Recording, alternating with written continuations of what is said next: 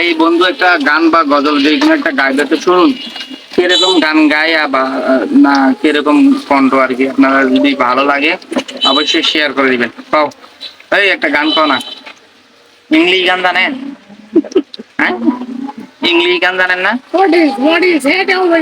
এরকম না, ইংলিশ গান ভালো দেখে একটা গান কও।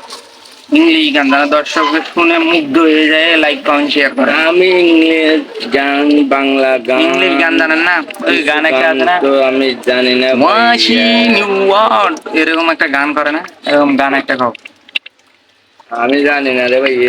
একটা গান কর না ভাইয়া, জানে গান, সেই রকম গানের কণ্ঠ, কিন্তু বলে না যে আপনারা শুনলে পাগল হয়ে যাবেন, এই জন্য কও না একটা। কও ইয়েস, গুড। একটা গান কও, সুন্দর দেখে একটা গান কও। এ ভাই ইচ্ছে করেন না ভাই, গান একটা কন, ভাই এগুলা কি? নাহলে গজল কও একটা, এই নমুনা একটা গজল কও। গজল আমার মোবাইলে আছে, এটা সারি দিব না। বাস, তুমি কইবেন, মুখ দিয়ে কইবেন, এটা কি মোবাইলে তো সবাই শোনে, তোমার মুখে কেউ শোনে? সেই রকম একটা গান কও।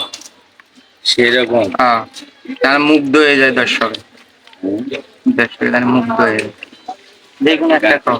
গান নাম ভুলে গিয়ে রে ভাই, নোয়াইতে পিনিক আইলে করে, মানে পিনিকের লোক তো, পিনিক যখন আসবে তখন সে এরকম গান করবে, পিনিক না থাকলে গান করছে না।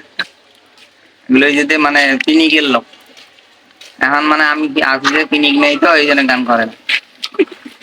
পিনিক যখন উঠবে তখন আবার আসবো, আগে আবার গান শুনাবো, ঠিক আছে? আসলে গান হবে। হ্যাঁ, আচ্ছা ঠিক আছে।